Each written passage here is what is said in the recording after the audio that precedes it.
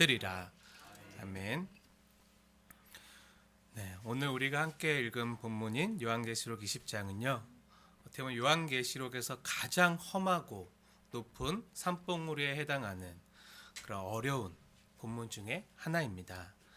왜냐하면요, 계시록 20장에 나타나는 천년 왕국을 어떻게 이해하느냐에 따라서요, 다양한 해석과 입장 차이를 갖기 때문이에요. 천년 왕국과 관련된 논문이나 신학 서적만 해도 아마 이 예배당을 가득 채우고도 남을 만큼 방대하고 다양할 거예요.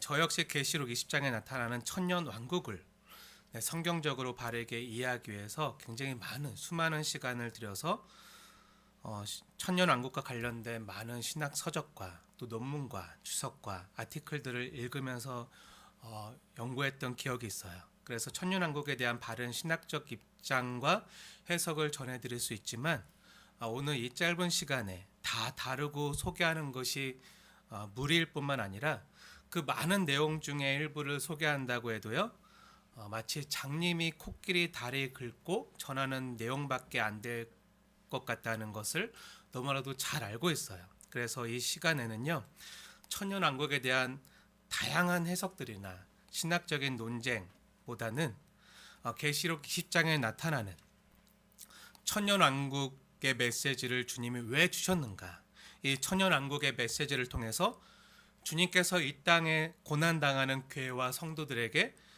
전하시고자 하셨던 그 본심이 무엇인가, 그 중심 메시지에 집중해서 이 시간 하나님의 은혜의 말씀을 함께 나누고자 합니다. 이 시간 성령이 교회들에게 하시는 말씀을 잘 듣게 되어지길 축원합니다. 그럼 먼저 여러분에게 질문 하나 드리겠습니다. 여러분은 이 세상과 천국인 하나님 나라 사이에 또 다른 천년 왕국의 시간이 존재한다고 믿으십니까? 아니면 신랑 되신 예수님이 재림하시고 이 세상이 끝나면 바로 천국인 하나님 나라가 이루어진다고 믿으십니까? 예수님이 재림하시고 나서 하나님 나라가 바로 이루어질 거라고 믿으시나요? 아니면 예수님이 재림하셨는데 또 천년 동안 기다리고 네, 그러고 나서 천년이 차면 그 뒤에 하나님 나라가 이루어진다고 믿으시나요? 어떻게 생각하시죠? 전자입니까? 아니면 후자입니까? 네, 후자죠. 네. 신랑 되신 예수님이 재림하시면요, 용과 짐승이 심판받고요, 죄와 사망이 심판받고요, 바로 하나님 나라가 완성되어지고 이루어지는 거죠. 신랑 되신 예수님이 재림하시고 나서도 바로 하나님 나라에 들어가지 못하고 천년이라는 시간을 더 이 땅에서 지내야 한다는 것은요, 뭔가 성경적으로도 맞지 않고 납득이 되지 않는 것 같이 느껴져요. 이 요한계시록 20장의 천년 왕국에 대한 내용 외에 다른 성경에 그 어디에도 기록되어 있지 않거든요. 천년 왕국에 대한 이해가 어려운 것은요, 이 천년 왕국을 어떻게 이해하고 해석하느냐인데요. 이 천년 왕국에는 크게 이름만 기억하세요. 전천년설과 전천년설, 그리고 후천년설, 그리고 무천년설, 이 세 가지 해석이 있습니다. 예수님의 재림과 관련해서 천년 왕국이 언제 펼쳐질 것인가에 따라서 각각 다르게 보는 입장과 해석인데요. 조금 전에 이야기한 것처럼 문자적인 천년 왕국이 이루어지기 전에 신랑 되신 예수님의 재림이 먼저 있으면요, 전천년설, 예수님의 재림이 언제 있느냐가 기준이에요. 천년왕국 앞에 예수님의 재림이 있으면 전천년설, 그 반대인 천년왕국 후에 예수님의 재림이 있다고 하면 후천년설이에요. 그리고 무천년설은요, 이 천년을 문자적인 천년의 시기가 아니라 상징적인 시기로 보고요, 예수님의 초림과 재림 사이에 충만한 시기, 이 은혜의 시기가 천년 왕국이라고 믿는 그 해석이 무천년설이에요. 그래서 예수님의 초림과 재림 사이에 우리가 은혜의 기간 가운데 우리가 하나님께로 돌아가고 하나님께 나아가는, 또 예수님께서 우리 가운데 이루시는 그 하나님 나라를 맛보다가 예수님의 재림 후에 하나님 나라에 들어간다는 입장이 바로 무천년설이에요. 저는 이 무천년설을 지지하고 우리가 속한 개혁교회 역시 대부분 이 무천년설 입장을 따라가요. 하지만 다른 천년왕국설을 지지한다고 해서 싸울 필요는 없어요. 네. 어떤 해석을 지지하고 주장한다고 해도 이단이 되는 건 아니에요. 전천년설이든 후천년설이든 무천년설이든 각각 해석의 장점과 단점이 있어요. 풍성하게 이해할 수 있는 하나의 해석의 틀을 우리에게 제공해 주는 거죠. 성경에서 나타나는 종말론을요, 한두 가지 획일적인 내용으로 말하면요, 네, 이단이 되기 쉬워요. 네, 성경에 나타나는 종말론은요, 굉장히 광대하고요, 다양하게 나타나거든요. 굉장히 풍성하거든요. 그리고 종말에 대한 내용을 다른 말로 하면, 제가 하나님 나라라 그랬잖아요. 하나님 나라가 종말이다. 하나님 나라가 이루어지는 게 종말이에요. 하나님 나라가 이루어지고 완성되어지는 것이 성경적인 종말론이라고 했어요. 마지막 세상 끝이 종말이 아니라 하나님 나라가 이루어지는 거. 이게 성경적인 종말론인데요. 그런데 이 하나님 나라가 이루어지고 완성되어지는 내용인 종말론과 관련해서 그 내용들이요, 복음서에도 굉장히 많이 나오고요, 서신서에도 많이 나오고요, 또 계시록에서도 다양하게 여러 가지 모습으로 나와요. 우리가 마지막 최후의 전쟁, 아마겟돈 전쟁이라 했잖아요. 근데 그 이외에도 그 큰 음녀 바벨론이 또 그 하나님 어린 양 대신 예수님과 싸우고, 또 다음 이제 곡과 마곡의 전쟁도 있고, 굉장히 많은 전쟁, 또 짐승과 그 바다 짐승과 땅의 짐승이 또 심판을 당하고 잡혀서 지난주에 불못에 던져지고 하는 내용들을 봤잖아요. 그 뭐가 도대체 마지막 전쟁이죠? 다 똑같이 마지막 전쟁이에요. 예수님이 재림하실 때 이 땅에 있어질 그 전쟁이 다양하게 나타나죠. 굉장히 여러 번 다양하게 풍성한 이미지와 그림으로 나타나는 거예요. 각각 그 처해진 상황과 교회 공동체 형편에 따라서 다양한 표현으로 그 마지막 때에 있어질, 그리고 또 종말에 대한 내용이요, 부분적으로 제한적으로 말해지는 거예요. 근데 부분적으로 제한적으로 말해지기 때문에 다 온전하게 풍성하게 드러나지 못하는 안타까운 부분이 있어요. 그럼 언제 이것이 온전하게 다 드러나죠? 네, 온전한 것이 올 때, 예수님께서 재림하실 때, 온전한 것이 오기 전에는요, 우리는 부분적으로만 알고 부분적으로밖에 말 못하는 거예요. 예수님이 계시해 주신 만큼만 알 수가 있는 거예요. 하나님 나라의 풍성함을요, 인간의 말과 언어로 다 표현 못하고요, 전하지 못하는 것이죠. 하지만 분명한 것은요, 예수님이 오실 때 온전히 이루어진다는 거예요. 제가 서두에 오늘 함께 나누고 싶은 내용이요, 천년왕국설 도대체 무엇이 옳은 해석인가가 아니라고 했잖아요. 네, 주님께서 계시록 20장에서 천년왕국에 대한 메시지를 우리에게 주신 이유와 목적이 무엇인지, 그 본심에 대해서, 그 핵심 이유에 대해서 함께 상고해 보고 싶다고 했잖아요. 네, 그래서 천년왕국설에 대한 여러 다양한 내용과 입장은요, 여기까지만 다룰게요. 네, 조금 더 알고 싶으신 분은 개인적으로 물어보시거나 요청하시는 분이 많을 경우에 따로 특강 시간을 마련해서 함께 그때 나누도록 할게요. 오늘은 그냥 천년왕국설에는 이런 것들이 있구나 하는 정도로 넘어가시면 될 것 같아요. 그럼 다시 질문하겠습니다.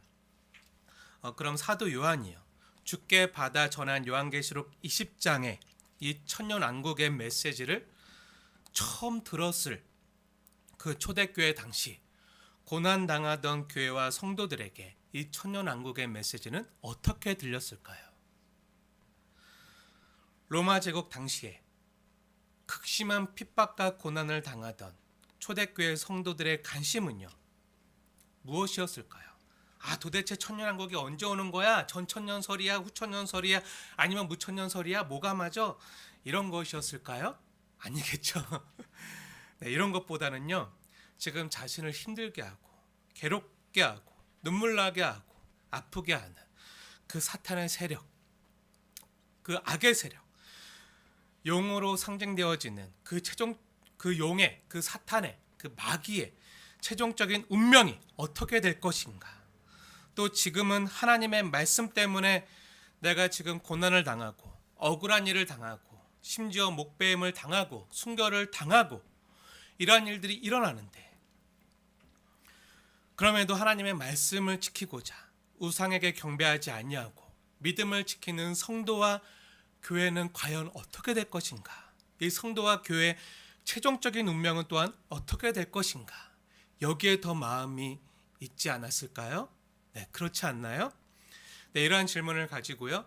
초대교회 성도들에게 주시는 하나님의 대답이 무엇인지 함께 보도록 하겠습니다.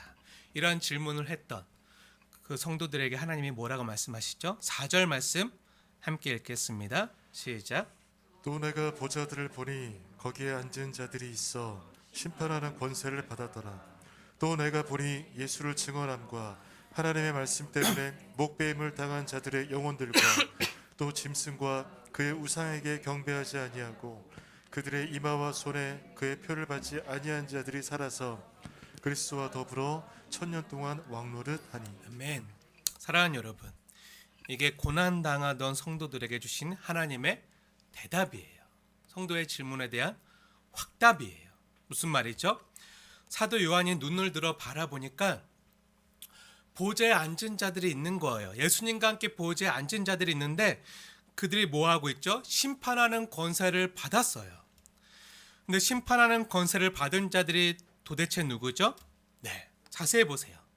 예수를 증언하는 자들이요. 또 예수를 전하는 사람이 보좌에 앉아 있어요. 또 하나님의 말씀 때문에 믿음을 지키다가 목배임을 당한 사람, 순교자들 역시요 보좌에 앉아 있어요.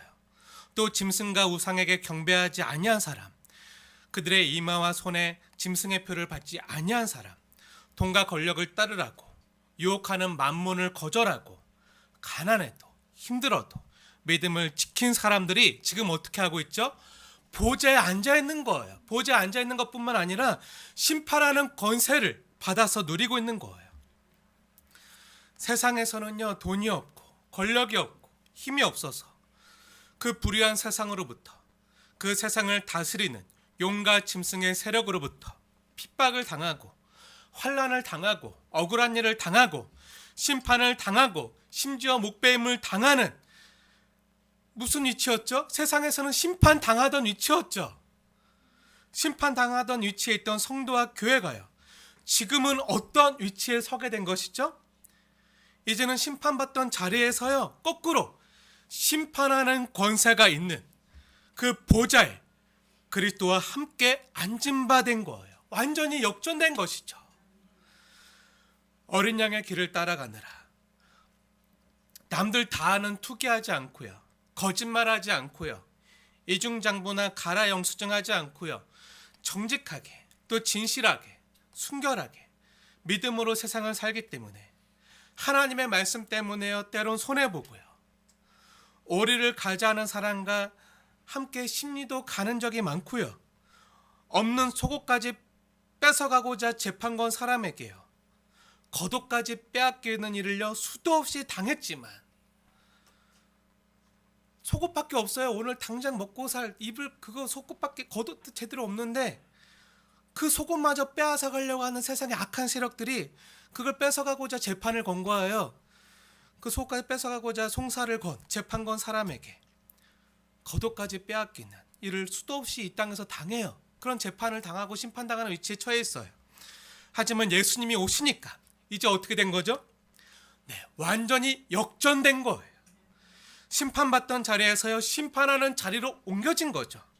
말씀을 지키고자 용과 짐승을 따르지 않아서 이 땅에선 돈 없고 힘 없고 백 없어서 억울하게 당하던 재판받던 처자 입장에서요 무전유죄, 유전무죄라는 말이 있는 것처럼 이 세상에서 그것이 판을 치던 이 불의한 세상 법정에서 돈 없어서 억울하게 당하던 그런 처지에서 이제 완전히 역전되어서요 그리스도와 함께 심판하는 권세를 받아 누리는 거예요. 예수 믿는다는 이유로 늘 당하고 심판받고 옥에 갇히고 목배임 당하고 손해보는 위치에 있던 당시 교회와 성도들에게 오늘 계시록 20장의 천년왕국의 메시지는요 그야말로 위로이고 복음이죠. 그것도 지금까지 성도와 교회를 괴롭히고 못살게 굴고 힘들게 하고 눈물 짓게 하던 그 악의 최고 우두머리 그 사탄은요 지금 어떻게 되고 있죠? 보기 좋게 당하고 있잖아요. 심판받고 있잖아요. 그것도 누구에게 당하죠? 1절 말씀 함께 읽겠습니다. 시작. 또 내가 봄에 천사가 무저갱의 열쇠와 큰 쇠셋을 손에 가지고 하늘로부터 내려와서 네. 누구에게 그 사탄이 당하고 있죠? 네, 천사. 그리스도가 나설 필요도 없어요. 그냥 천사한테 당하는 거예요. 용이요. 무저갱의 열쇠와 큰 쇠사슬을 가지고 하늘에서 내려온 천사한테 사로잡혀서 옛 뱀이요 사탄이라는 그 용은요, 완전히 사로잡혀서 1000년 동안 결박을 당하는 거예요. 꼼짝도 못하는 거죠. 그것도 충만한 기간인 1000년 동안 힘도 못 쓰는 거예요. 여기 말씀은요, 문자적으로 해석하면 안 되고요, 상징적으로 해석해야 돼요. 왜죠? 원래 사탄은 영적인 존재잖아요. 영적인 존재. 영적인 존재인 사탄이요, 물리적인 몸이 있어서 손과 발에 쇠사슬이 묶인다고 보기 힘들죠. 근데 그 사탄, 그 옛 뱀, 마귀라는 그 영적인 존재를 우리가 이해할 수 있는 강한 어떤 상징적인 그림으로 그려주다 보니까 용으로 그린 거예요. 용과 짐승 이렇게. 근데 그 진짜 그 용의 그 몸을 갖고 있는 게 아니잖아요. 네, 상징이에요. 그렇기 때문에 이걸 문자적으로 해석하면 안 되고요, 영적으로 상징적으로 해석해서요, 영적인 존재이기 때문에 하나님께서 성경의 상징적인 그림 언어로 이 사탄을 용의 모습으로 그려서요, 용이 결박당해서 무저갱이라는 임시 감옥에 던져지고 그 천사가 열쇠로 감옥문을 잠그는 것처럼 지금 우리에게 그려주고 선포하고 있는 거예요. 그럼 그 악한 영, 그 사탄은요, 영적으로 힘을 못 쓰고 묶여 있고 그 결박당해서 아무 힘도 못 쓰는 모습으로 지금 우리에게 하나님께서 알려주고 있는 그림 언어, 우리 아이들도 쉽게 이해할 수 있는 그림책처럼 우리에게 보여주고 있는 거예요. 그런데 지금 성경에서 우리에게 보여주고 있는 장면이 뭐죠? 우리가 지금까지 이전 장들에서 큰 음녀 바벨론이 심판을 당하고요, 두 짐승의 심판을 당하는 모습을 보았잖아요. 근데 처음에 원래 그 등장이 어떻게 되죠? 계시록 12장에 먼저 뭐가 등장하죠? 용이 등장하죠. 큰 옛 뱀 마귀라는 용이, 사탄이 등장하고요. 그 다음에 그 용이 누굴 불러내죠? 바다에서 짐승을 불러내고 땅의 짐승을 불러내잖아요. 그리고 바벨론이, 음녀 바벨론 나오잖아요. 근데 심판 당하는 순서는 거꾸로예요. 네, 큰 음녀 바벨론이 먼저 심판을 당하고 두 짐승이 사로잡혀서 심판을 당하고 지난주에 봤잖아요. 그리고 오늘 마지막 최종 보스 끝판왕 이 용 사탄이요 심판을 당하는 거예요. 이제 마지막 우두머리인 용 사탄만 남았어요. 근데 마지막 끝판왕 최종 복수전이 남았는데요, 그 끝판왕 최종 보스전이 남아있으면 사람들은 뭘 기대하죠? 마지막 결투 장면을 기대하는 거예요. 아마 당시 성도들은요, 하나님 나라의 대표인 주님과 사탄 나라의 대표인 용이 벌리는 마지막 결투 장면을요 기대했을지도 몰라요. 근데 마지막 끝판왕 최종 보스전에서 누가 나서는 거죠? 예수님이 나설 필요도 없죠. 예수님의 쫄맹이인 천사가 나서는 거예요. 예수님이 나설 필요도 없어요. 그리고 그 쫄맹이 천사가 나섰는데요, 그 결과는 너무나도 시시하게 끝나요. 사탄 나라의 끝판왕인 그 용이 천사한테 묶여서 꼼짝도 못하는 거예요. 끝판왕 최종 보스가요, 그리스도가 보낸 쫄맹이 천사에게 상대도 되지 않는 모습으로 나타나는 거죠. 이게 뭘 말하는 거죠? 네, 그리스도의 완전한 승리를 보여주는 거예요. 사탄의 나라는요, 이처럼 맥없이 무너진다는 거예요. 그리고 성도들은 살아서 그리스도와 더불어 1000년 동안 왕노릇한다는 거예요. 이 1000년 역시요, 문자적인 1000년이 아니라 그 성경에 나타나는 숫자가 상징적인 의미가 있다고 했잖아요. 그래서 10 충만의 숫자가 10이라고 했잖아요. 그러니까 10 곱하기 10 곱하기 10이 뭐죠? 네, 1000이에요. 10 곱하기 10 곱하기 10이 1000이에요. 그러니까 충만. 그러니까 충만한 시간 동안 하나님께서 그 사탄을 결박하시고, 우리 성도들은요 예수님의 초림과 재림 사이에 그리스도의 다스림을 받으면서 그리스도의 통치 가운데 그리스도와 더불어 함께 왕노릇한다는 거예요. 그리고 그 사탄은요, 그 후에 잠시 놓이는데요. 그 놓이는 동안 곡과 마곡을 미혹해서 다시 전열을 재정비해서 수많은 군대로 성도들의 진가성을 포위하고 에워싸서 최후의 결전을 벌이려고 하는데 어떻게 되죠? 9절과 10절 말씀 함께 읽겠습니다. 시작. 그들이 지면에 널리 퍼져 성도들의 진과 사랑하시는 성을 두르매 하늘에서 불이 내려와 그들을 태워버리고 또 그들을 미혹하는 마귀가 불과 유황못에 던져지니 거기서 그는 짐승과 거짓 선지자도 있어 세세토록 밤낮 괴로움을 받으리라. 아멘. 네, 사탄이 마지막 전투를 준비하잖아요. 그런데 어떻게 되죠? 제대로 싸워보지도 못하고요. 하늘에서 불이 내려와서 사탄의 군대를 다 태워버리고 사탄이라는 마귀는요, 불과 유혹못에 던져지는 거예요. 우리가 지난주에 보았듯이 그 두 짐승이 먼저 사로잡혀서 던져졌잖아요. 거기에 사탄마저, 그 최종 보스마저 사로잡혀서요, 그 불과 유황못에, 불못에 던져지는 거예요. 또다시 어떤 장면이 나오죠? 네, 사탄의 세력은요, 성도들과 제대로 싸워보지도 못하고 이렇게 심판당해서 멸망하고 패배하는 그 장면이요, 오늘 하나님께서 우리에게 분명히 보여주시는 거예요. 오늘 계시록 20장 3절에 보면요, 사탄이 활동하는 기간이 얼마나 되죠? 얼마로 나타나죠? 사탄이 활동하는 기간. 네, 잠깐이죠. 잠깐, 노인이라. 잠깐이에요. 근데 그 사탄이 결박당해 있는 기간은 얼마나 되죠? 네, 2절 보면 1000년 동안 결박당해 있어요. 1000년 동안 제대로 힘도 못 쓴 채 결박당해 있다가 잠시 잠깐 성도들을 대항해서 활동하는 거예요. 잠시 잠깐 괴롭히는 거예요. 지금 사도 요한으로부터 그리스도의 계시인 요한계시록을 처음 받아들은 그 초대교회와 성도들은요, 이 말씀을 보고 듣고 읽으면서 어떤 생각을 했을까요? 여기서 사탄이 묶여있는 기간은요, 1000년이에요. 충만한 시간.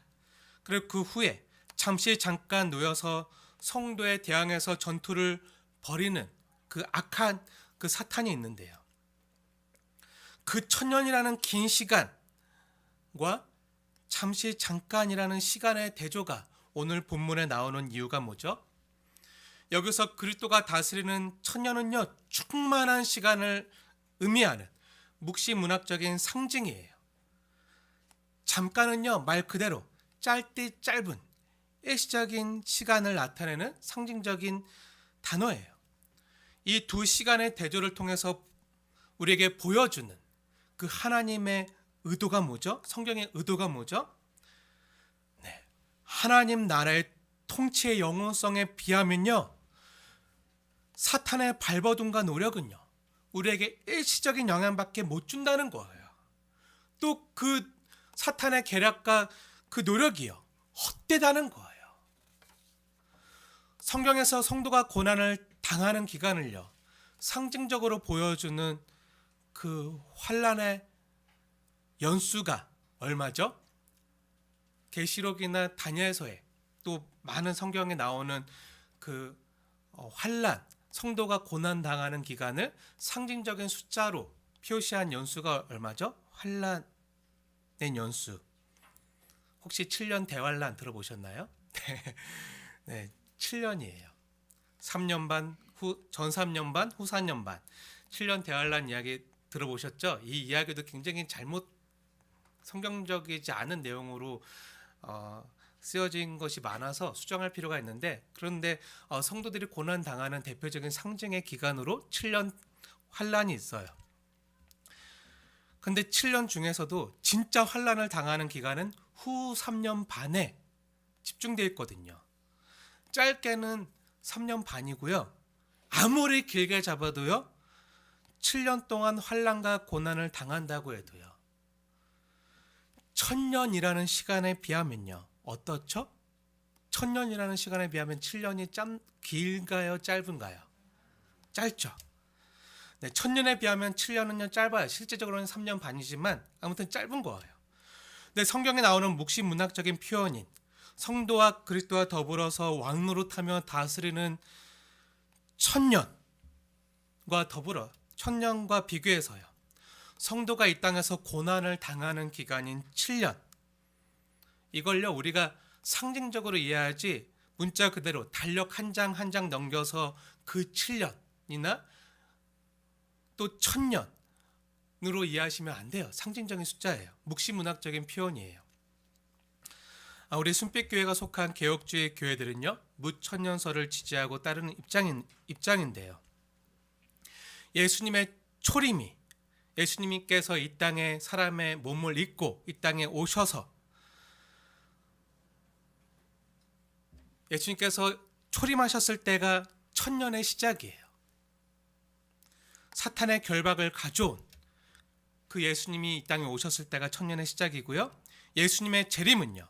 사탄과 그의 추종 세력들의 완전한 심판과 멸망을 가져오는 때예요. 마지막 때.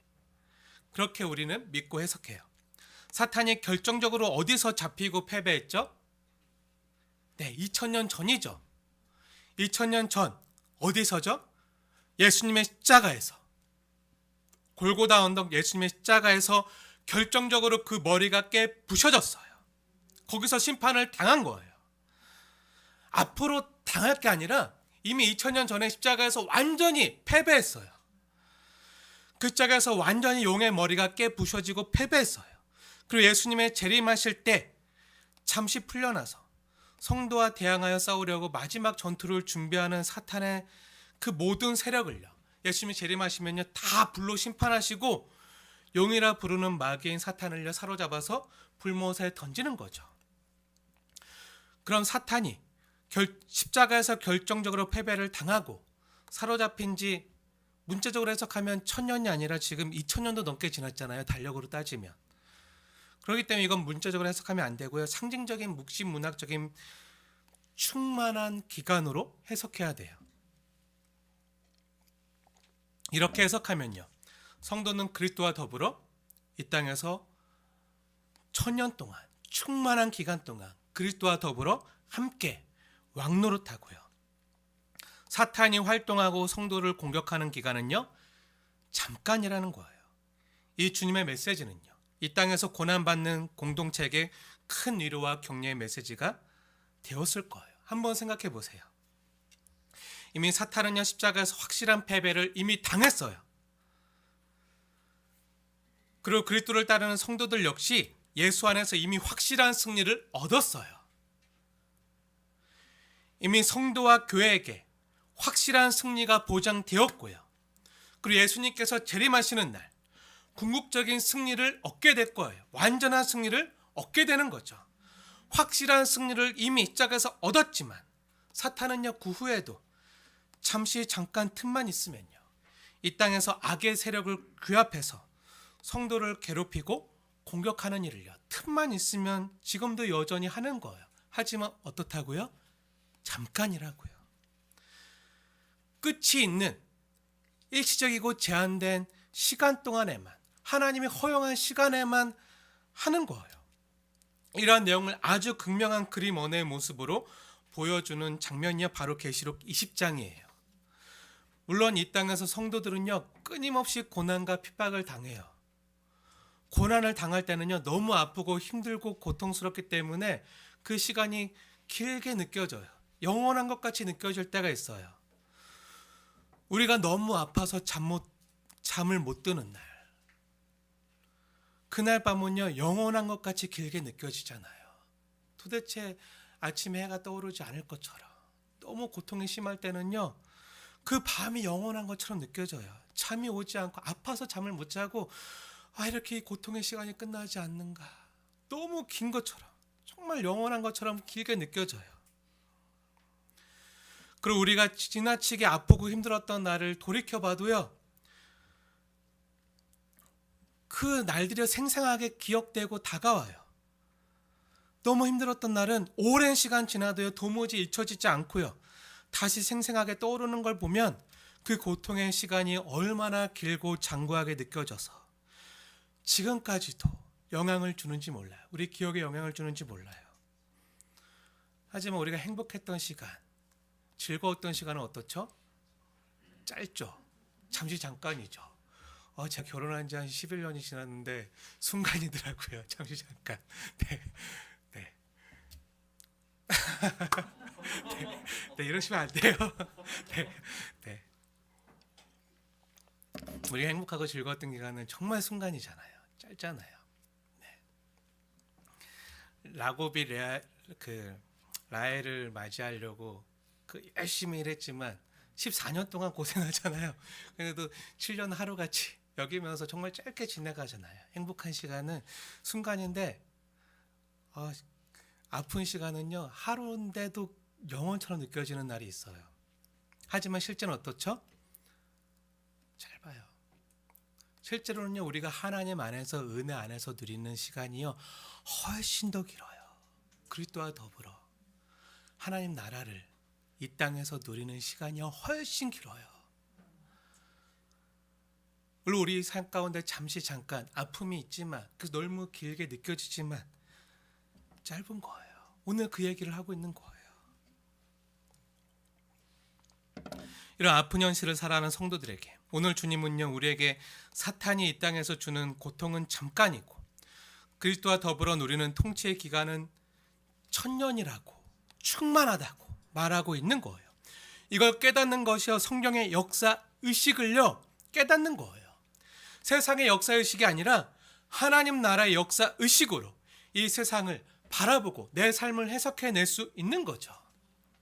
사랑하는 여러분, 그리스도와 더불어 이 땅에서 누리는 하나님 나라의 통치 기간이요 우리가 이 땅에서 잠시 잠깐 당하는 환난의 기간보다 더 길다는 것을 믿으시기 바랍니다. 그런데도 아직 우리 교회된 성도들에게요 실존적으로 남아있는 질문이 있어요.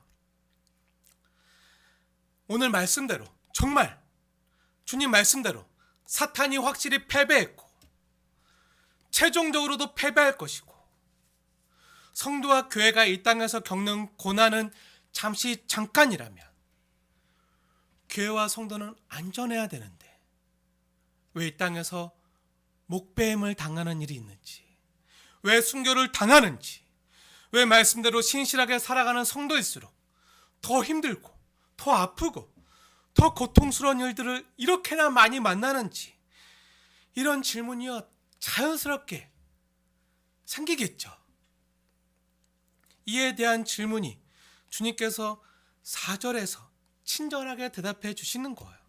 4절 말씀 아까 우리가 함께 읽었지만요 다시 한번 주님이 우리에게 주시는 말씀으로 받으시면서 다시 읽겠습니다. 시작. 또 내가 보좌들을 보니 거기에 앉은 자들이 있어 심판하는 권세를 받았더라.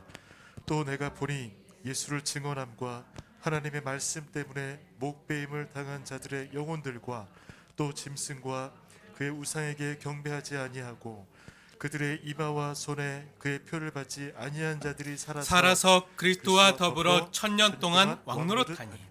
네, 주님이 뭐라고 하시죠? 살아서 그리스도와 더불어 천년 동안 왕노릇한다. 여기 보면요 보좌에 앉아서 그리스도와 더불어 천년 동안 권세를 누리고 다스리는 왕노릇하는 성도들의 모습이 세 종류의 모습으로 나오는데요 모든 성도는요 이 세 종류에 다 속해요. 첫째는요 예수를 증언하는 사람, 둘째는요 하나님의 말씀 때문에 목배임을 당한 사람, 고난당한 사람들, 환난당한 사람들, 순교당한 사람들이죠.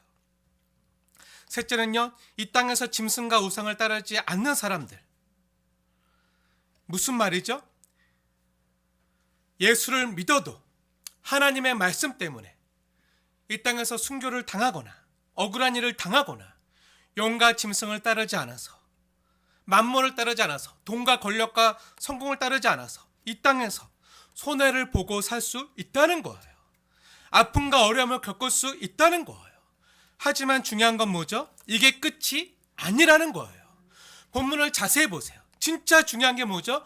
오늘 주님께서 힘주어 고난당하고 아픔을 겪는 성도들에게, 교회들에게 말씀하시는 것이 무엇이죠? 4절 후반절 말씀을 자세히 보세요. 이 모든 자들이 예수를 증언하고 하나님 말씀 때문에 목배임을 당하고 짐승과 우상의 길을 거절함으로 세상에서 손해를 보고 아픔을 겪는 모든 자들이, 모든 성도가 어떻게 된다고요? 살아서 그리스도와 더불어 천년 동안 왕노릇한다고요. 불의한 세상에서 하나님의 말씀대로 살다가 복음을 전하다가 죽거나 순교할 수 있어요. 하지만 죽었지만 실상은 죽은 것이 아니라 하늘에 살아있는 거예요. 육신은 죽었지만 영혼은 살아서 하늘에 살아있어서 그리스도와 함께 다스리고 그리스도 품에서 그리스도와 함께 통치하고 있는 거예요. 땅에 있는 자들도요. 살아있어. 영적으로, 육구로도 살았지만 영적으로 살아있어서요. 그리스도와 더불어 다스리고 통치하는 거예요. 주님이 뭐라고 하시는 거죠? 내 백성은 설사 죽어도 살아나고 지금도 여전히 살아있다. 육신으로는 죽을지라도 아픔을 겪을지라도 영적으로는 살아있다. 영원히 살아있다. 세상에서 잠시 어려움을 겪기는 했지만 진 것이 아니다. 아직 경기가 완전히 끝난 것이 아니다. 지금 잠시 잠깐 지고 있는 것 같이 보여지지만 끝내는 어떻게 된다고요? 반드시 역전할 것이고 반드시 승리할 것이다. 지금은 극적인 역전 드라마를 쓰고 있는 것이지 패하고 망해가는 것이 결코 아니다. 반드시 살아서 그리스도와 더불어 왕노릇할 것이다. 멸관을 쓰게 될 것이다. 이 말씀을 하고 있는 거예요. 계시록 20장이요. 주님이 말씀하시는 바는요. 살아서 이것을 누린다는 거예요. 살아서 이 말은요. 이미 이 땅에서 그리스도를 믿다가 죽은 자들도 해당되겠죠. 이미 예수를 믿다가 죽은 자들이 있잖아요. 스데반을 기억해 보세요. 그리스도를 전하다가 돌에 맞아 죽어가고 있지만 어떻게 되죠? 천사 같은 모습으로 하늘을 바라보면서 하늘문이 열리면서 자신을 바라보면서 보좌에서 일어난 그 예수님을 바라보면서 환하게 미소 지으면서 죽을 수 있었던 이유가 무엇이죠? 죽는 것 같지만 실제로는 뭐죠? 죽는 게 아니죠. 그래서 성경 그래서 뭐라고 기록하죠? 스데반이 죽었다라고 기록하나요? 아니죠. 잔다. 스데반을 잔다라고 표현하잖아요. 죽는 것이 아니라 주님 품에 안겨서 주님 품에 안기는 영광스러운 지위와 자리에 참여하고 있는 것을요 잔다는 말로 표현해주고 있는 거예요. 그렇게 영적으로는 살아서 영생을 누리면서 천년의 통치자 노릇을 하는 성도가 되는 것. 그리스도와 더불어 이 권세를요 누리는 거죠. 이게 성도의 영광이죠. 이것을 가리켜 성경은 뭐라고 하죠? 네, 첫째 부활이라고 하는 거예요. 첫째 부활. 5절 말씀 함께 읽겠습니다. 시작. 온전히 차기까지 살지 못하더라. 이는 첫째 부활이라. 네.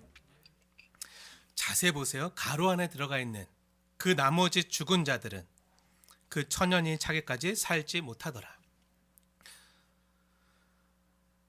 그 나머지 죽은 자들이 누구죠?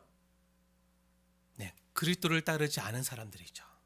예수를 전하지 않은 사람들이죠. 예수를 전했을 때 그 복음을 받아들이지 않은 사람들이죠.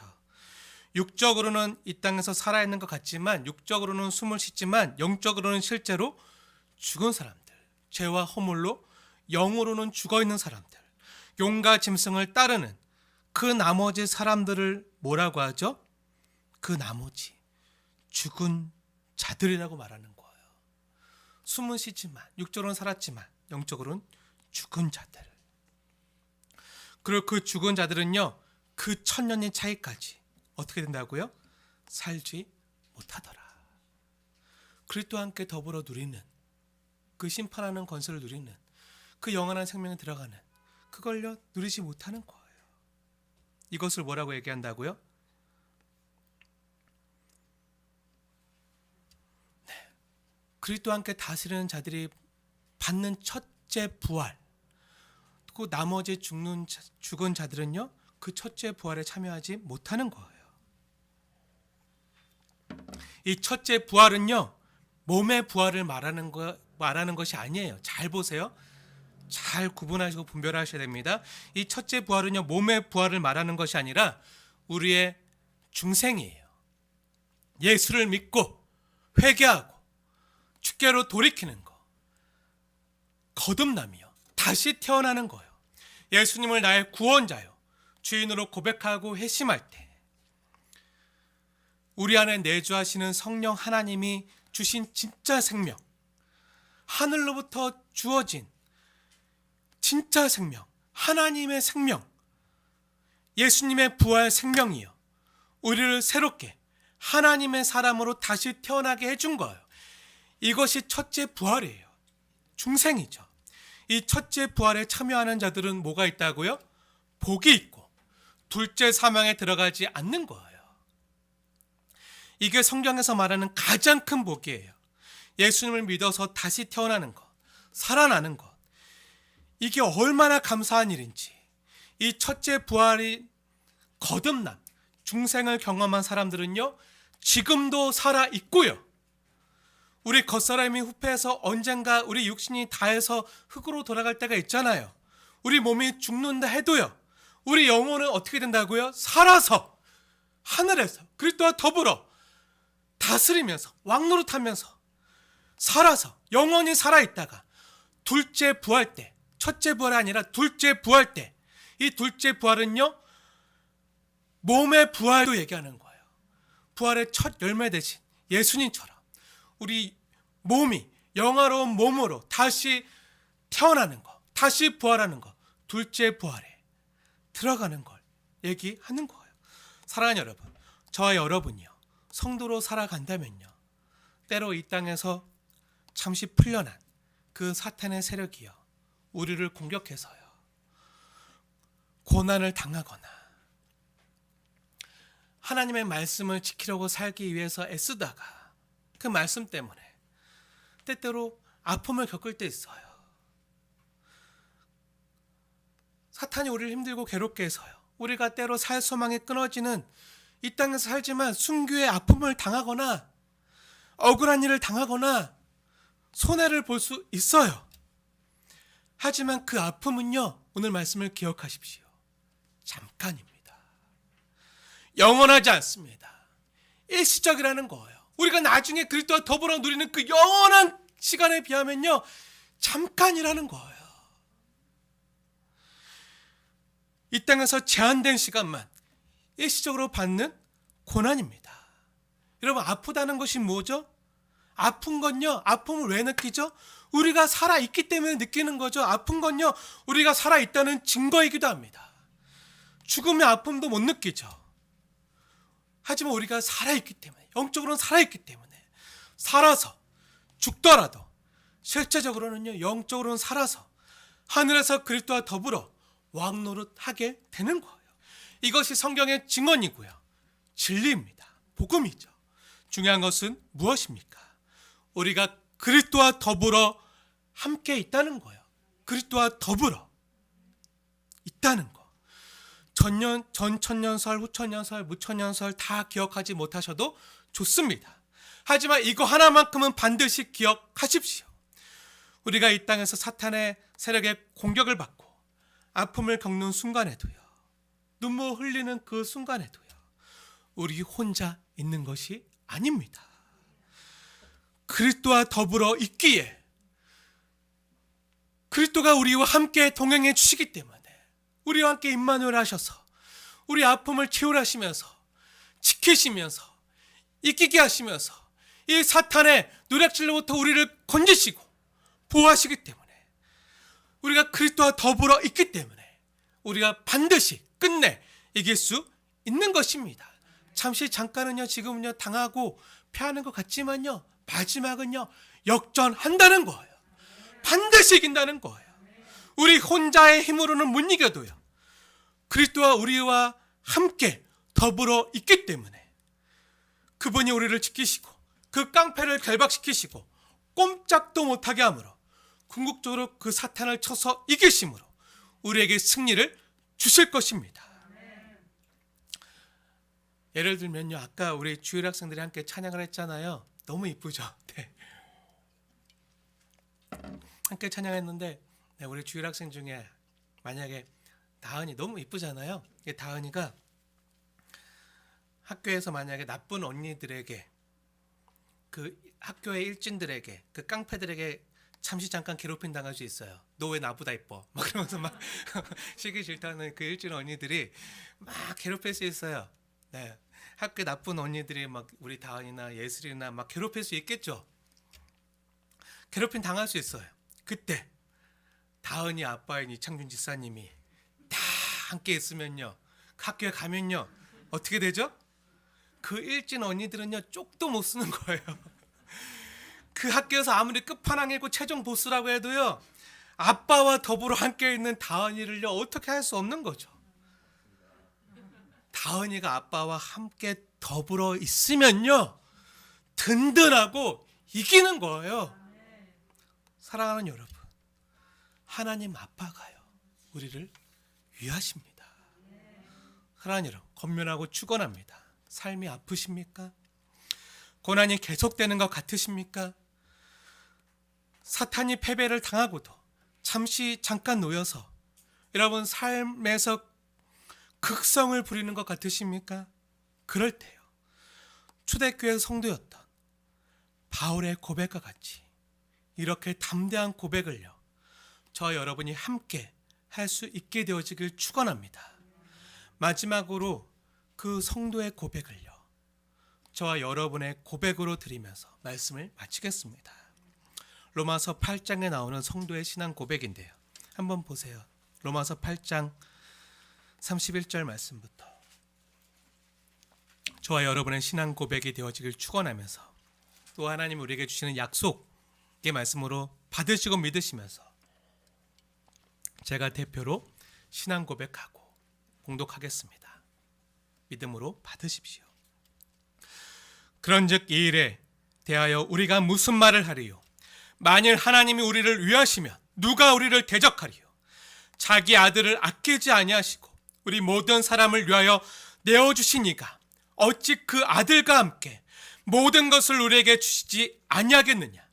누가 능히 하나님께서 택하신 자들을 고발하리요? 의롭다 하시는 이는 하나님이시니 누가 정죄하리요? 죽으실 뿐 아니라 다시 살아나신 이는 그리스도 예수시니 그는 하나님 우편에 계신 자요 우리를 위하여 간구하시는 자신이라. 누가 우리를 그리스도의 사랑에서 끊으리요? 환난이나 공고나 박해나 기근이나 적신이나 위험이나 칼이라. 기록된 바 우리가 종일 주를 위하여 죽임을 당하게 되며 도살당할 양같이 여김을 받았나이다 함과 같으니라. 그러나 이 모든 일에 우리를 사랑하시는 이로 말미암아 뭐라고요? 우리가 넉넉히 이기느니라. 내가 확신하노니 사망이나 생명이나 천사들이나 권세자들이나 현재 일이나 장래일이나 능력이나 높음이나 깊음이나 다른 어떤 피조물이라도 우리를 우리 주 그리스도 예수 안에 있는 하나님의 사랑에서 끊을 수 없으리라. 아멘. 함께